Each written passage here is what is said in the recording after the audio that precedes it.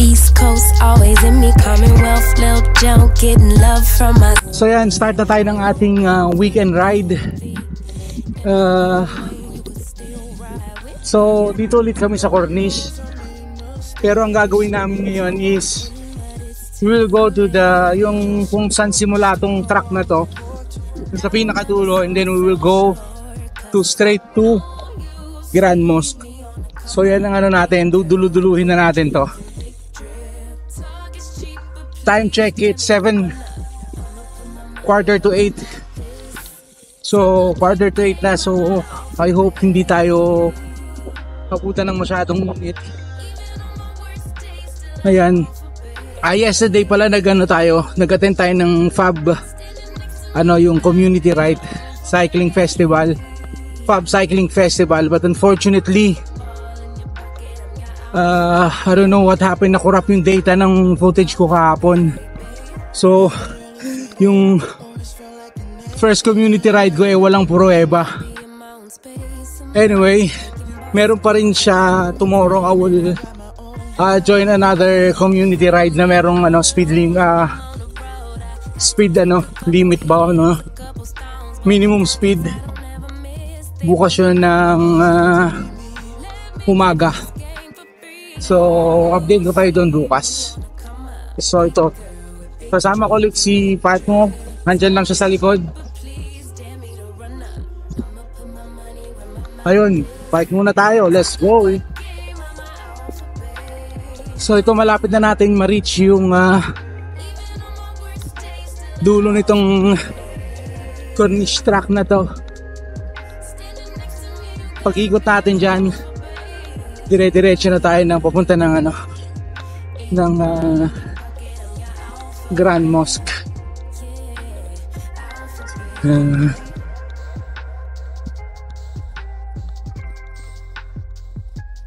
Let's go. 8 o'clock na. Ang hangin unti-unti nang nawawala yung lamig. Tsaka ang hangin ngayon medyo malagkit, pero medyo may lamig pa rin ng konti.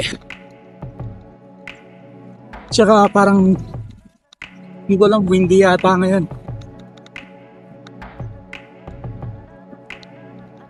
So ito na yung dulo ng track. U-turn na tayo dito. This is about 7.2 or 7.3 kilometers from that Adnoc parking. Hello. Paano? From that Adnoc parking, 7.2 kilometers. So ayan, ito, na tayo, dire-diretso na tayo nito, papunta na tayo ng Grand Mosque. Hindi na tayo papasok ng Hudarayat kasi may event pa rin sa Hudarayat ngayon. So ayan, diretso tayo ng Grand Mosque. Let's go.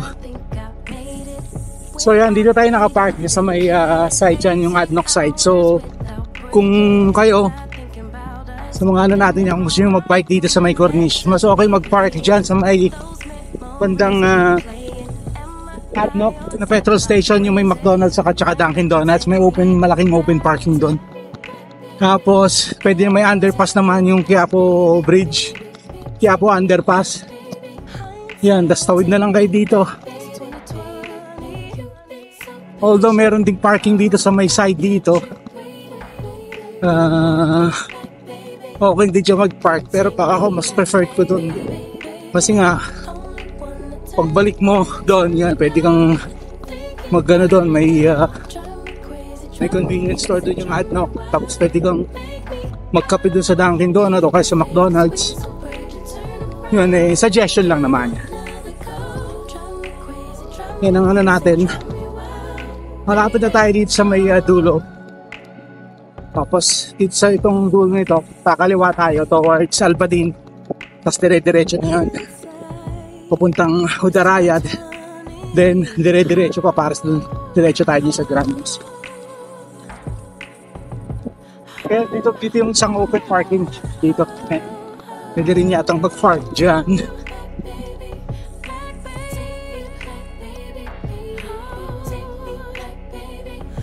Ayan. Ito. St. Regis.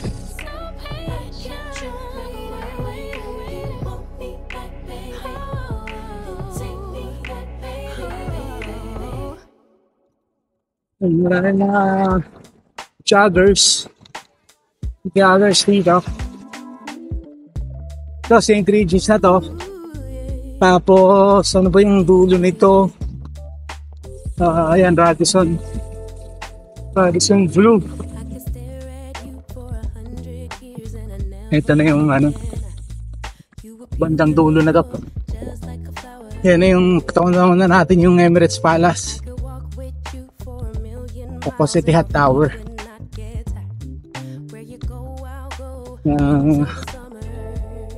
Ibabike lang natin same route the last time. Pero ngayon, i-consolidate na natin, didiretso na natin. Hindi na tayo mag-stop sa Hudarayat. Didiretso na tayo ng Grand Mosque. Let's go! Tawid na tayo dito sa signal na to. Pero antay-antay na si partner dito. Andyan na pala siya eh. Yan na si partner. I'm proud of myself. Yan na si partner, proud na siya sa sarili niya. Oh. Until now.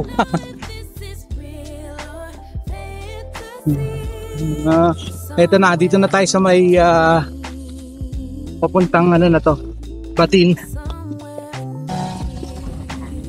Dito lang medyo on this part medyo may stuck lang tayo ng konti sa mga nagtitrim lang. May stuck lang tayo ng konti sa mga signal pero okay lang, saglit lang naman yun. So ayan na, dire-diretso lang natin to. Let's go.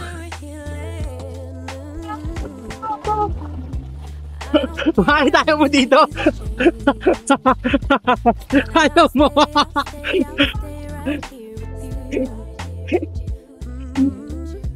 Ay, paano mo sinubukan? Sumabot na ako. Sabi na kanban, pangalya. So yan, nandito na ulit tayo sa may covered na bike track.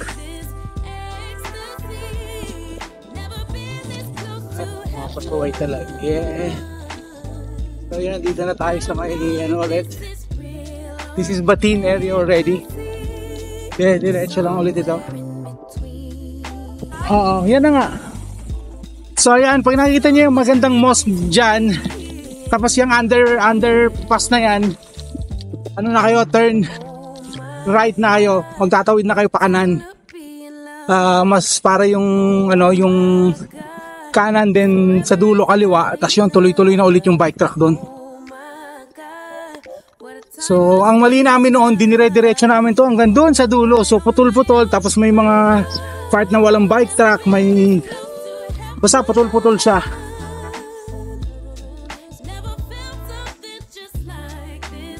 So yan, tama, dito wala tayo, dito diretso, hindi diretso, dyan side tayo.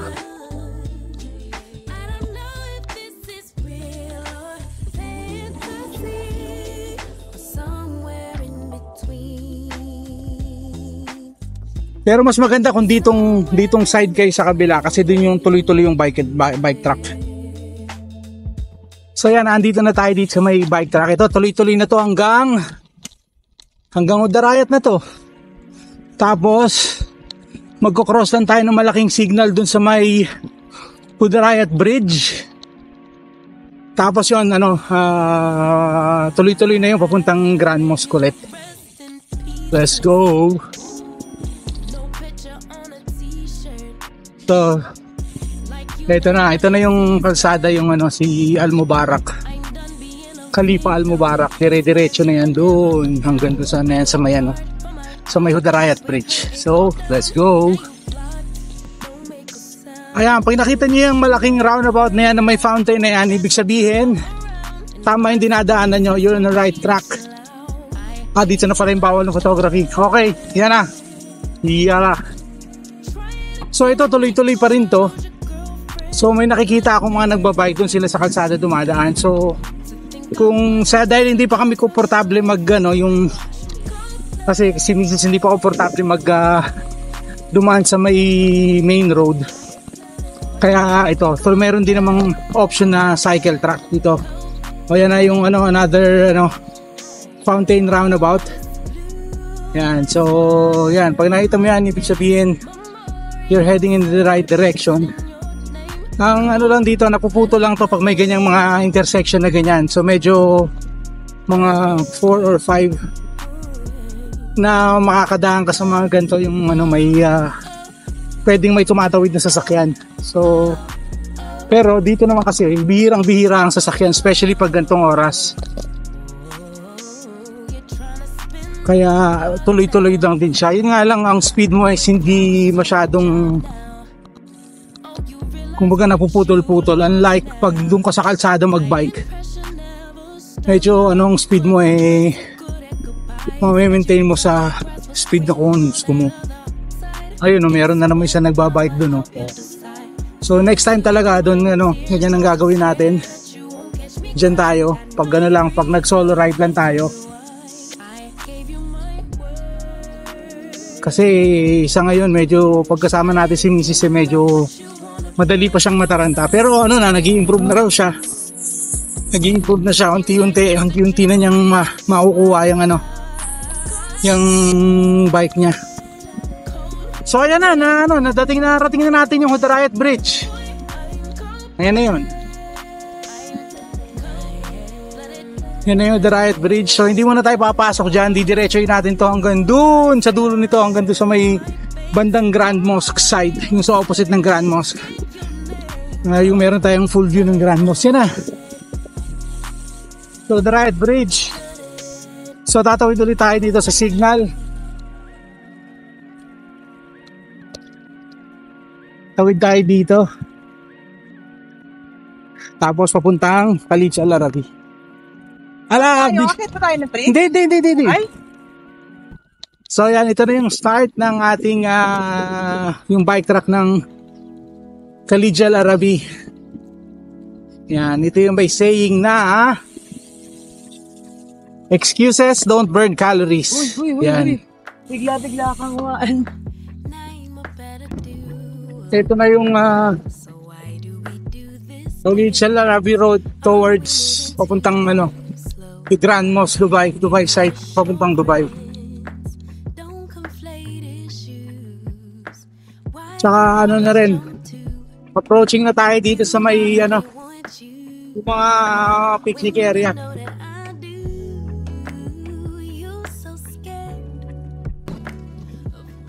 Dito yung truck na sarado, hindi ko alam kung sarado pa rin siya.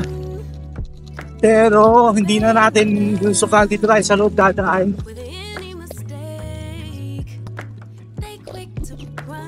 Dito na tayo sa loob naman kasi alam ko sarado yung truck na dun. Hindi ko pala dyan sarado. Ngayon magandang barbecue tip pala dito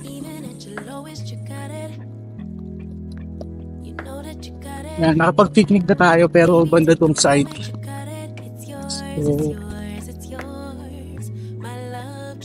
So medyo dadaan lang tayo ng konti dito sa itong na to. So dito may part na truck na sarado, siguro mga ilang kilometers din, 2 to 3 kilometers din na sarado. Pero pasok lang kayo sa loob ng mga picnic side. Yung mga picnic area, pasok lang kayo. Then after nung picnic area, pagdating nyo dito sa ADNOC, bukas na ulit siya. Yan, bukas na ulit siya dito. Sarado pa rin pala. Hindi, doon. Bukas na. So, ADNOC ng Khalid Al-Arabi pagdating. Pag dito sa ADNOC, yan, bukas na ulit yung cycle track. Yan. Tuloy-tuloy na ulit ito. Tuloy-tuloy na to hanggang dun. So, may bandang opposite ng Grand Mosque. Let's go! May hotel dyan. Yan, yung building na yan na parang nakalin ng konti pa ganon. Capital Gate. May hotel daw dyan. So, ito ADNEC area na to. Ito ADNEC na to. Capital Gate, may hotel daw dyan, Andas or what. Basta, yan. So, dire-diretso pa rin tayo. So far, nakaka 30 kilometers na tayo, 1 hour, 30 minutes. Medyo itong towards dito, medyo mabagal na yung ride natin. Nag-average lang tayo ng 19. So, ito na na-reach na natin itong bridge na to na may pa-design. May design yung bridge na parang ayan, kayo ng Humusga. Ayan, may flamingo, may sa taas. So, ito, ayos din dito. May mga gym din, pahingahan. Hindi ko lang alam sa gabi kung may mailaw dito. So, one time itatry natin to mag-ride ng gabi. Pag yung talagang mainit na yung talagang hindi na natin kayang mag-ride ng may araw. So, kung i-ride natin yan na Corniche to here ulit, night ride naman. So yan, tuloy-tuloy lang to. Yan na yung lake. So ito, from this picnic 5 na area, matatanong mo na yung Grand Mosque. Tapos yan, may mataas na flag dyan.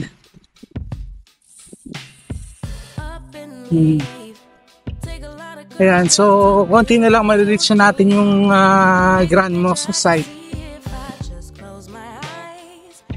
So, let's go! So, ayan na, approaching na tayo dito sa may yung big park, yung malaking open field na tanong mo na yung Grand Mosque. So, ayan, ito yung ERTH area. May malaking tatawidin na kayo dito na pakita mamaya. Just need to cross that. So yan, kita nyo na yung full view na Grand Mosque. So we have reached our destination. Hindi na natin pupuntahan yung dulo kasi wala na nung masyadong nakikita doon sa dulo na yun. So yan, so far pabalik na kami. Hindi na namin sinagad hanggang doon sa dulo. Dito nakabalik na kami. So far, we've been riding for 1 hour 46 minutes, 35 kilometers. So 35 minus 7, 28. So from dun sa dulo ng Corniche hanggang dito is 28 kilometers. Dito natin mga 30 kilometers. 30 kilometers hanggang dun sa pinakadulo nitong cycle cut na to. 30 kilometers, so 60 balikan.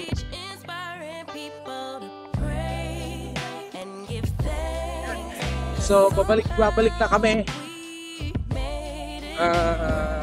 Anong oras na? 9:40 na. So, siguro another 1 hour going back. So, 1 hour and a half. Kasi nag-stop na kami para kahit siya ng tubig at magkano lang konti. A little breather. Saka may mga picture. So ayan, balik na tayo. Tapos, yun, update ko ulit kayo pag nasa Hoda ride na tayo. And then when nakarating na tayo sa Corniche. Let's go! Ayan, syempre nandito ko na sa Grand Mosque. Siyempre, picture ka na, sayang naman, di ba? Picture tayo dito. Ito yung sinasabi kong kailangan nyo i-cross na medyo cross at your own risk. Go, tuloy. Cross at your own risk kasi walang signal, walang traffic light. So, daan-daan lang, ingat-ingat na lang po tayo pag nagbibisikleta tayo. Hindi naman natin lahat madadaan sa madalian. Pag ganyang mga blind spot na tumigil na lang kayo, stop na lang kayo, then look left, right, then proceed para na tayo safe. Okay, let's go. Alam mo bakit ako proud today? Ano na? Alam mo kung bakit ako proud today? Bakit? Kasi yung mga tawiran, hindi ko nilalakad. Binabike ko siya. Okay. Good. So ito na, nakabalik na ulit tayo sa Udarayat, yung Udarayat Bridge na yan. So mga 10 kilometers more para makabalik sa may Corniche. Usually I don't post, but I want the world to know. Oh. Time to pull a drop top. Yun na, konti na lang. It's a vibe, yeah. We've been keeping it in the house. Netflix So far, we've been biking for 2 hours, 23 minutes, 47 kilometers. till I found someone I'm sure of. Young and Let's go! I've been out Ito na yung Udarayat Bridge. of what I wanna be. Hello. Don't care who we Hello again. well, baby, gotta hold on and let love on. You've been riding good. You've been riding long. Yeah, lah, go. Now I'm prepared. Instead of love out loud, since we ain't going nowhere. So tonight, Ang tagal niya nang nagbabike. Kanina pa nagbabike yung batang yan. Bye! Ito na yung kalsada. Kapalik na tayo ng Corniche. Let's go! Bakit itong bata sabi niya, hello again. Naalala ka niya. Kasi nag-hello ako sa kanya naman. Gusto pa namin magtuloy-tuloy mag-bike. Kaya lang meron na akong event na sasalian bukas. And I don't know what to expect there. First time natin na mag-event ng ganun. So, merong minimum speed, otherwise madadrop ka. So, kaya hindi namin alam. So, pero 30 kilometers lang naman yon. Pero I don't know what to expect there kasi first time ko magaganon. At saka medyo kinakabahan tayo ng konti. Let's go! So, ayan, na-reach na natin yung Etihad Tower at saka yan, Emirates Palace. So, saglit na lang dyan. Konti na lang. Dito na tayo sa parking. So, yan na. Malapit na tayo doon sa may Quiapo Underpass. Makakabalik na tayo doon sa parking. So, dyan tayo sa opposite side yan at park. Niring Adnok. Ayun na si Patron.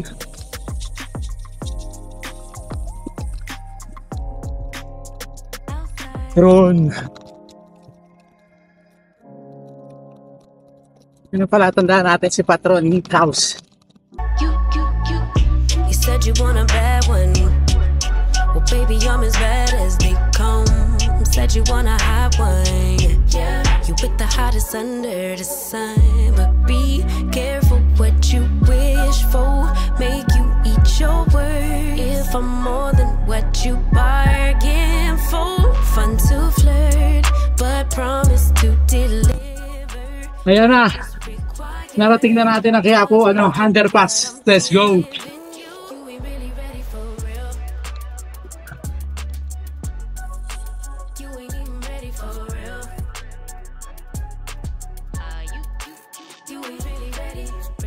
Ayan na.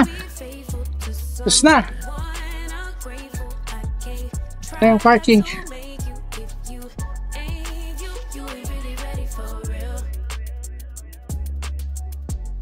So ayan, dahil short kami ng 4 kilometers, umikot-ikot muna kami dito sa parking area na to para masagad namin sa 60 kilometers. So on that note, ito na, this concludes our bike for today. So bukas ulit. Till tomorrow. Bukas a different pag-ride tayo with a group. I don't know.